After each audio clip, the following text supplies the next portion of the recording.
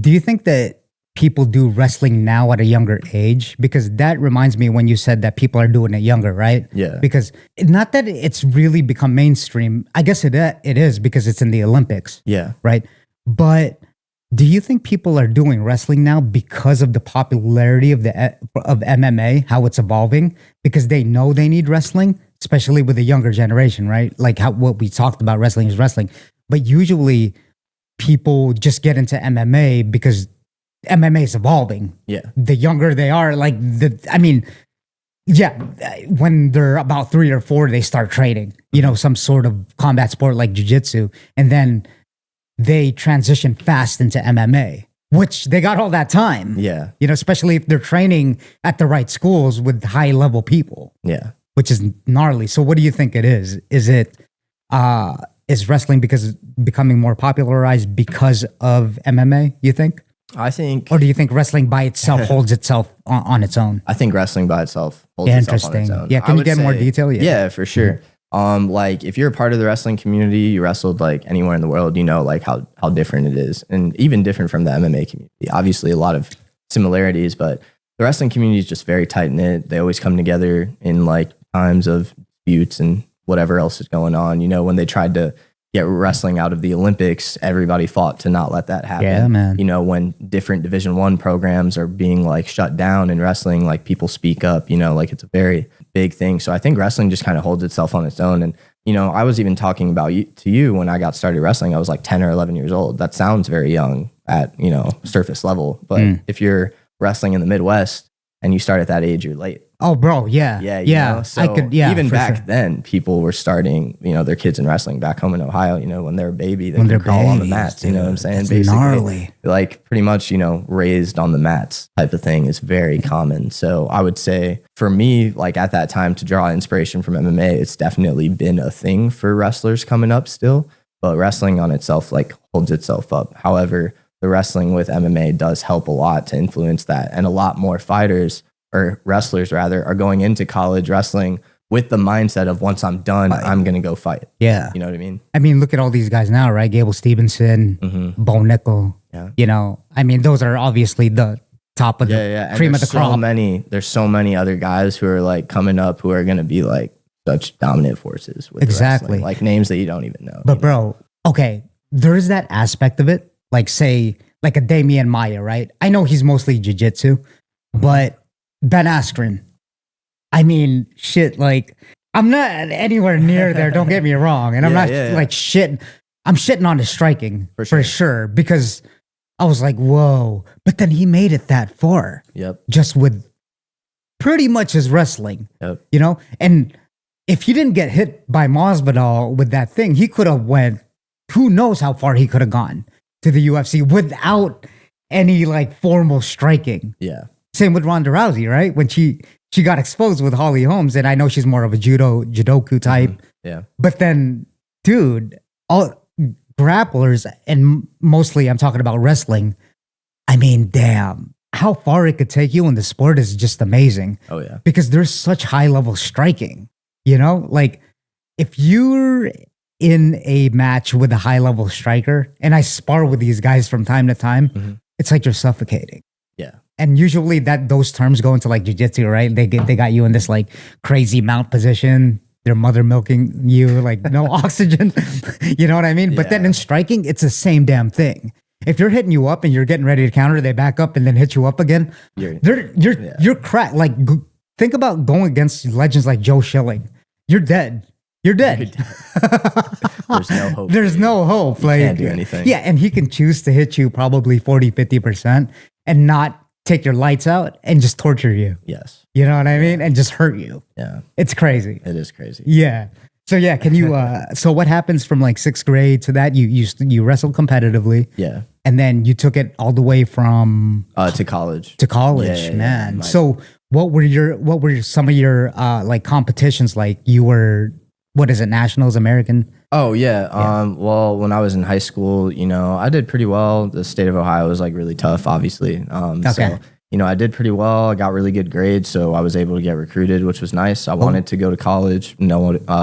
My sister had went to college. Like with in a my family. scholarship? Sorry. Yeah, with a okay. scholarship, Right. exactly. No, my sister was the only one to go to college, and she dropped out. So I had like a personal goal of mine to There like you go Nice. there and get a scholarship and kill it. I went to Liberty University my freshman year of college, and that was in Lynchburg, Virginia.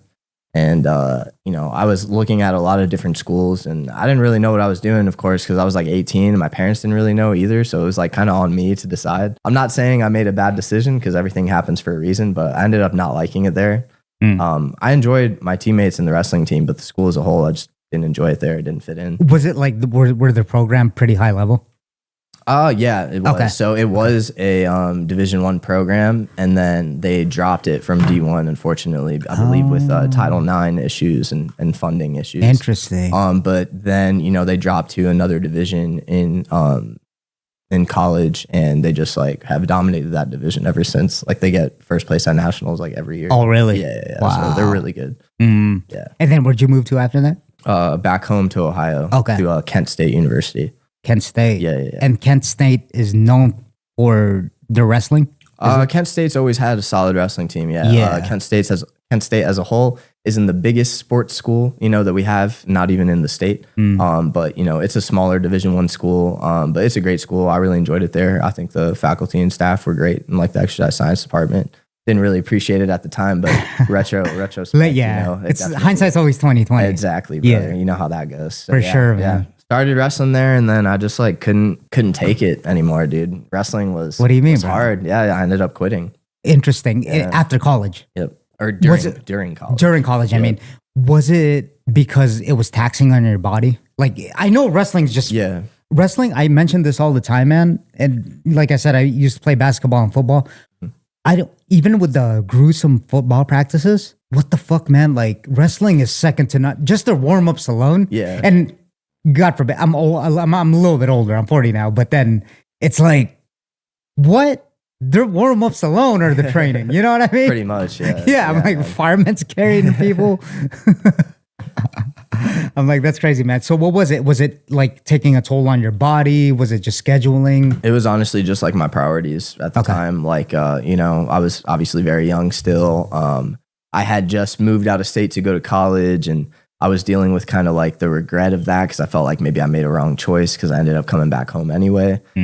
So I was dealing with a lot of those thoughts and emotions. Yeah, and then you didn't know what to, you kind of regretted it. Yeah, for a little moment, bit. for sure. Yeah. And then is that when you went to the Navy in San Diego? So I didn't join the Navy until after I graduated. Gotcha. College, actually. Yeah.